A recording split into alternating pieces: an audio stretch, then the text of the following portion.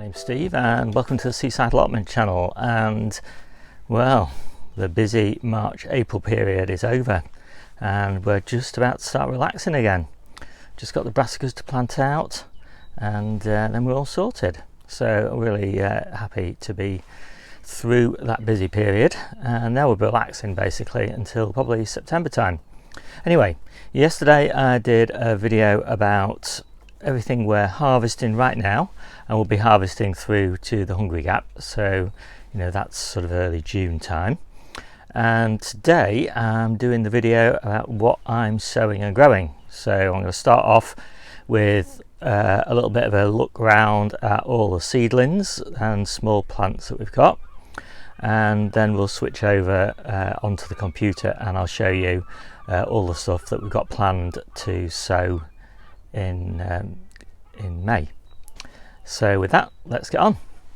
Okay, so starting off in the Polytunnel, which is not looking too bad now. It was looking quite a mess and it was quite difficult to move around in here, but I've rationalised a little bit, moved some bits and pieces outside, pulled a few bits and pieces up, and it's not too bad now. All these beds will be clear within the next 2 weeks, and in will go the tomatoes and the peppers. These beds will stay just for another few weeks and then peppers will go in there. Yeah, what else have we got? So these are my early tomatoes, and as you can see they're reasonable plants now. I'm quite pleased with the way they've grown on. I don't grow a huge amount of early stuff because I really want to start the early stuff in pots, and my philosophy this year is to grow the absolute minimum in pots so that I can minimise watering. Everything that I can grow in the ground is going in the ground. So I've got those three, which are pretty good, and those are Yellow Delight and Ildy, and I've got a Tumbling Tom yellow down there. I think I've just popped in some cucumbers, and I've got one spare there that will also go in the next corner. Here I've got all my indoor strawberries and some more Tumbling Toms, and these are a mixture of Tumbling Tom reds and Tumbling Tom yellows. And again, these are just not my serious tomatoes, but it's nice to have a few earlies. I did actually eat my first tomatoes yesterday, and whilst they were slightly acid, wow, did they taste good. I was kind of slightly off put when I've had the first one, but yeah, the second one, fantastic. I realised how much better they taste than anything that I can get in the shops right now. This is the biggest of my tomatoes in pots. Not bad. So you know, when I was talking about tomatoes in February, I said I wasn't going to grow very many early, and I did resist that temptation. I've got another Tumbling Tom there, and running along here I've got my early strawberries. They're not particularly early because they're not actually an early variety. These are Alstanta or something like that, I can't remember exactly, but they're just a main crop variety. That's just what I happen to have available as small plants, but I've got some earlies in the ground now, and I'll take some cuttings off those and I'll replace these as my earlies for next year. The early potatoes are doing very nicely. I've been harvesting those now for the last 3 weeks. I'll just pop a few pictures in while I'm talking. Yeah, they've been very successful. Started them at home, then brought them to the Polytunnel, kept them protected under fleece, withstood many a frost, and they're doing great. It's a nice courgette plant, and I've interplanted that with sweet corn, and this will be my earliest crop of sweet corn.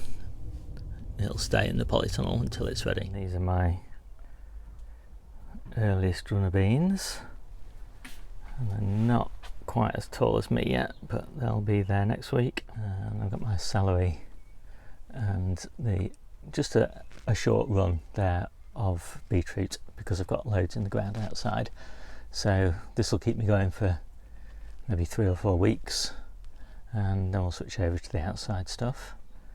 And that's all the celery actually that we need for the whole year, because we just harvest it as a cut and come again crop. It just keeps on coming.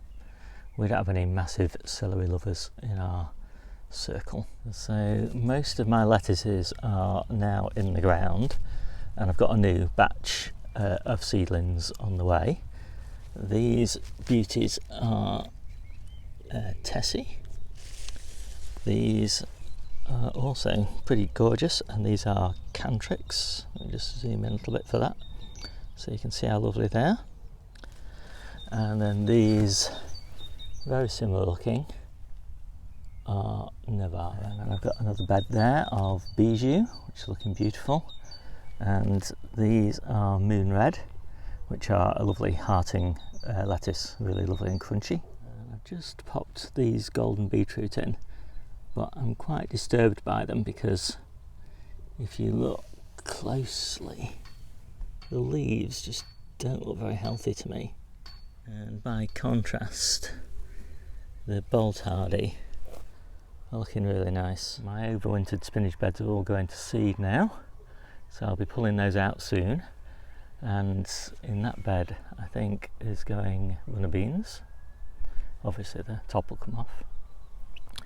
And this is my, fourth, I think, succession of really lovely Amazon. And I planted Amazon this time of year because I really like it in the salad mixes. It has lovely rounded leaves. There's a broken one there. So all my brassicas are out at the moment, and the leeks are all down here hardening off, and they're all looking pretty good. There's quite a nice selection here. There's the sprouts, the colettes, cabbages, the calabrese sprouts that are not looking very good. This batch of leeks. I don't think we've ever had such an amazing profusion of broad bean flowers, and the whole beds are pretty much like that, planted at the same time, but this one is unprotected and this one is behind this little bit of plastic, and these plants are maybe at least a third bigger. Whether they've got any more broad beans growing on them, I don't know, but just that extra bit of shelter seems to make a big difference. And I guess it's interesting to see that down that corner the plants are the very smallest, so they got less protection and less light. And then down lots of the edges of the bed we plant spare garlic cloves. We pretty much run out of garlic in the store now, so we'll be switching on to over to all this green garlic. And when that finishes, we'll be switching over to the main crop garlic. And we've also got a fair bit of elephant garlic. And then this is the main crop onions and shallots. And then garlic and onions. And in the distance there you can see the broad beans, and here you can see the tops of the field beans, and over there there's the roots of the field beans.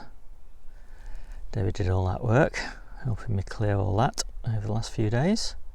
Most of my main crop onions are now in, and early carrots are growing very nicely. Very pleased with these. These are January and February sowings. The October sowings we're harvesting now, and I'll pop a picture in to show you what those look like. And they're in those black tubs at the back there. And my first carrots that were sown in the ground, they're doing very nicely as well. I think these are at the beginning of February that I sowed these, so way behind the equivalents that were in those containers that were grown in the Polytunnel. I've only just recently moved them outside, but still I want them way behind because that's succession planning for you. These peas are almost ready. Third succession of peas I planted just a couple of days ago, so they're looking a bit worse for wear at the moment. Extremely happy with the early kales. Those Carvalho Neros, which are absolutely gorgeous. Okay, so that's pretty much everything that's growing that we're not harvesting on the allotments. Well, apart from I've still got loads of calabrese, marathon and cabbages and broccolinis and all that, but I won't bother showing you those because they look pretty much the same as they did last month, just bigger. Let's just take a quick look in the mini greenhouse. First up are the early sweet corn, and these are going to go in containers in the polytunnel. There's already some in the polytunnel at the moment that are interplanted with the courgettes, but these are going to go in 2 separate containers and then grown on in 2 different locations, so I don't get cross pollination. In fact, these will finish up outside, whereas the ones that are in the polytunnel at the moment will stay in the polytunnel, so they'll be the earliest crop. These will be the second crop, and then the main crop will follow. Some spring onions here. Never have enough spring onions. These are my butternut squashes, and I had hoped to plant them late enough so that I wouldn't actually have to repot them before they go in the ground, but we'll see. Hopefully not. Some gold tomatoes, nice and small, and I won't be repotting these. These will go straight into the ground in the polytunnel. And then loads more tomatoes here, and then we've got some trumpettinos and lots of crown prince squashes, more tomatoes, loads and loads of peppers.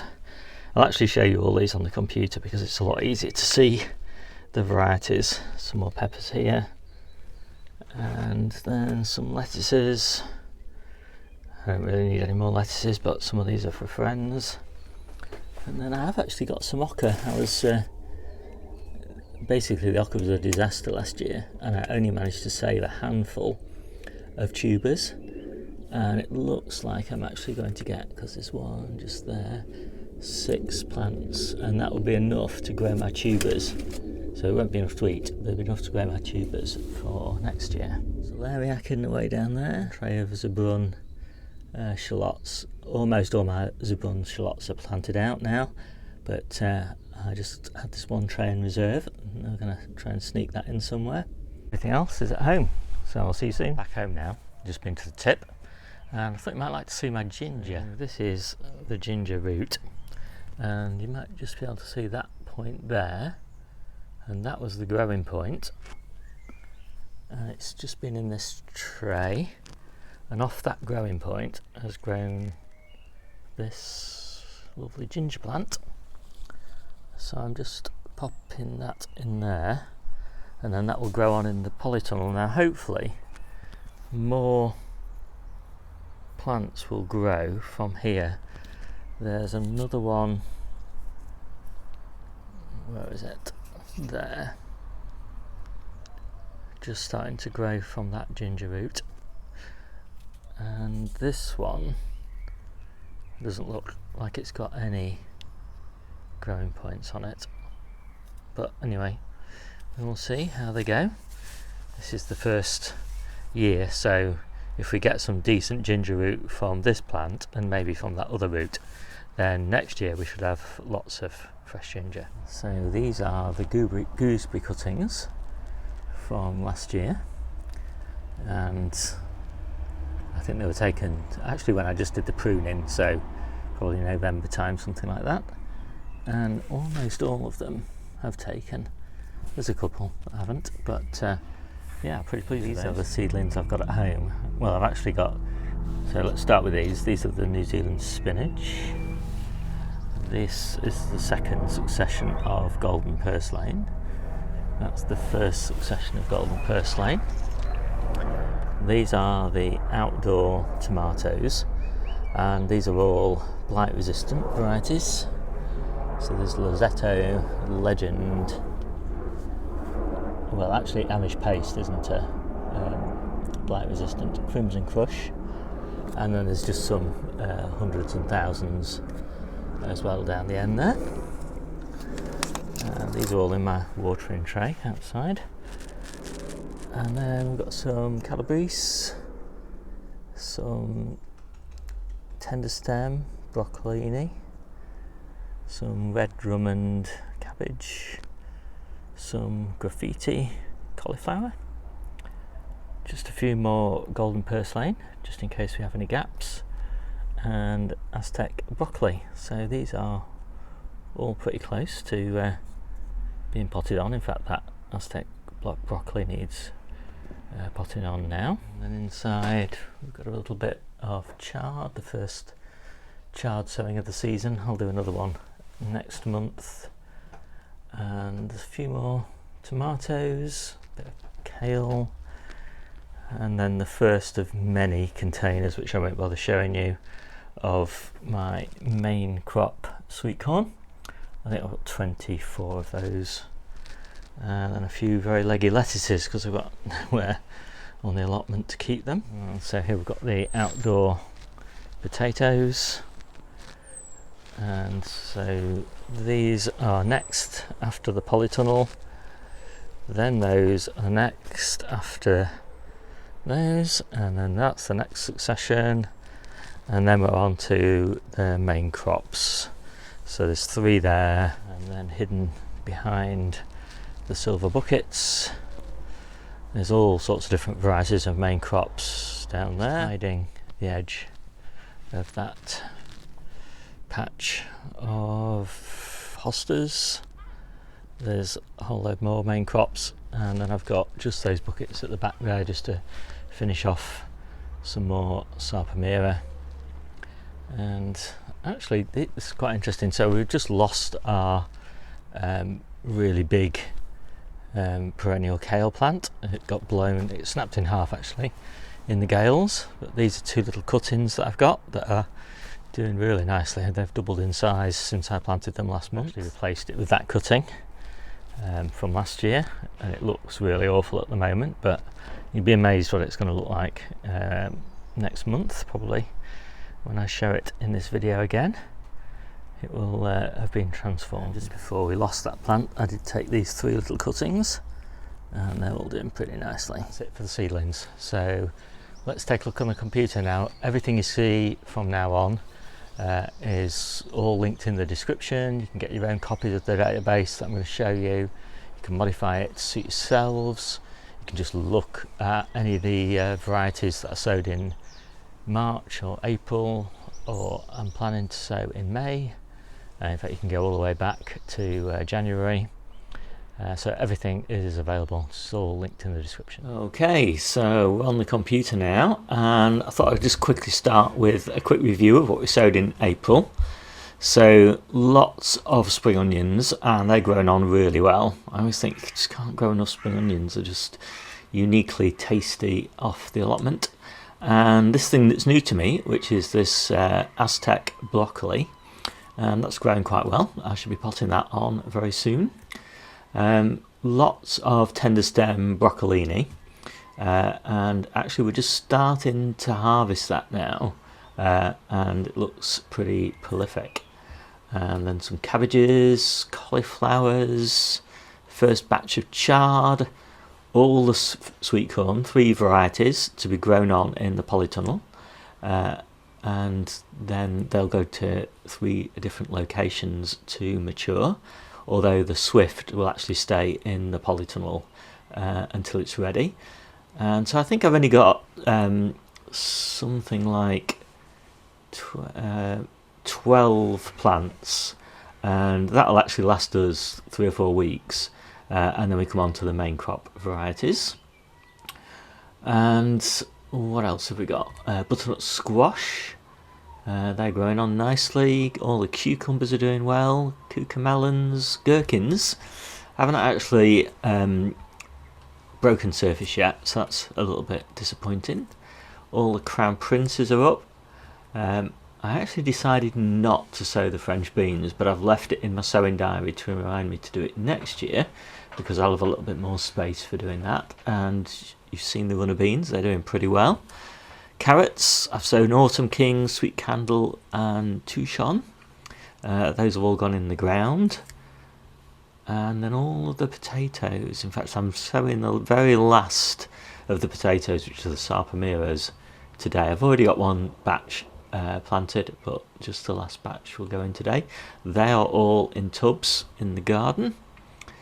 And then all of the lettuces, and they've been doing really nicely. And also the golden purslane, can't recommend that highly enough. Really fantastic addition to any salad mix. And then all the outdoor tomatoes. which I've also shown you. So the Legend, Rosetto, Tumbling Tom, Hundreds of Thousands, Amish Paste, and Crimson Crush. So that is busy April finished. So let's quickly have a look at May. Oops. Right, so radish, there's always radish on the sowing list. Cucumbers, Ladiva and Market Moor, they're the two that are going to go outside. Cucamelons, Trumpettinos, the Trumpettinos are outside, the cucamelons are going to be in the Polytunnel. I am going to actually sow my runner beans. I'm actually going to sow them in the ground, rather than prattling around with root trainers and things like that. But I'm actually going to put them in one of my mini hoop tunnels and then take the hoop tunnel off once they've grown, 6 or 8 inches tall. Some more beetroot, just general successions of beetroot. Next month is when I'll sow the main crop of beetroot, and they'll be the ones that we'll be eating all the way through winter and spring. And then the broccolis for next year, so that's Rudolph and Claret. The broccolini we'll be eating in autumn, and maybe some more Aztec broccoli, but probably not. Depends on how the batch that I sowed in April do. And then some red cabbage, not very many, and some Savoy cabbage. Now this sowing of Savoy cabbage is the one that we'll be eating in winter.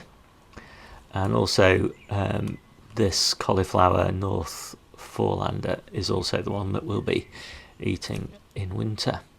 So it's very slow going. And then some kales, again ones for winter. So Sutherland kale, which is a very robust kale, which will be there for us late winter and spring. And also asparagus kale similarly. Sprouts again for winter. And then New Zealand spinach, fantastic. I'll talk about that in a minute. And then some more beetroot, and then the main carrots. So these are going to be planted late on in May, well actually they're just after the middle of May, and these are the ones that we'll be eating in winter again. French beans and the summer lettuces. So these will be sown at the end of May. Start eating those in July, and I've picked my absolute favourite best lettuces here because we have had issues with the supply of lettuce in July and August, so hopefully this year I'll do better. And yeah, so I've got some really nice crunchy ones, Claremont and Moon Red, and Little Gem, and some lovely loose leaf ones. So Grenoble Red, which is actually at this time of year quite a green lettuce, and then Bijou, which is a very dark lettuce, and Navara, quite a dark lettuce, and Tessie, quite a dark red lettuce. So a lovely selection there. And then, no, not that one, this one. Just a few things to mention. Probably mentioned some of these before, but they're worth repeating. So Burpee's Golden, absolutely fantastic beetroot, really love it. Dazzling Blue Kale, well we're eating that now, and wow, is that a fantastic kale. So if you like Carvalho Nero, give Dazzling Blue a try, it's fantastic. Now is the time to sow New Zealand spinach. So by summer your true spinach will just be bolting all the time.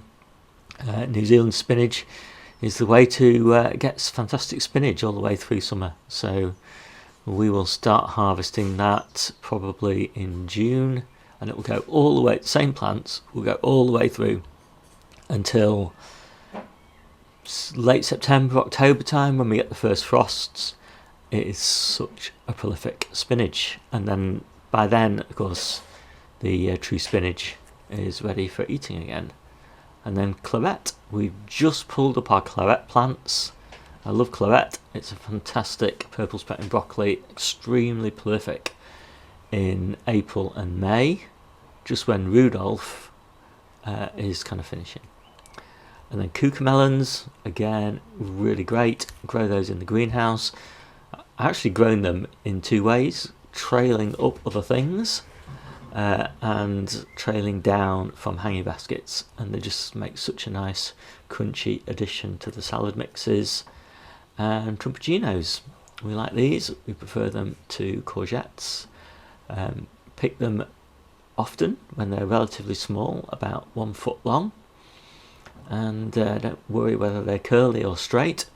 They have a great great complement, at least, to courgettes. So that is pretty much it, and I'll see you soon with another video in a week or so's time, and then there'll be my next what I'm sowing and growing video in June. So I hope you enjoyed this video. I love a bit of feedback. Any star plants that you're growing that I'm not, anything that I'm growing that you think there's a better substitute for, any feedback at all really, I'd love to hear it. I'll see you soon.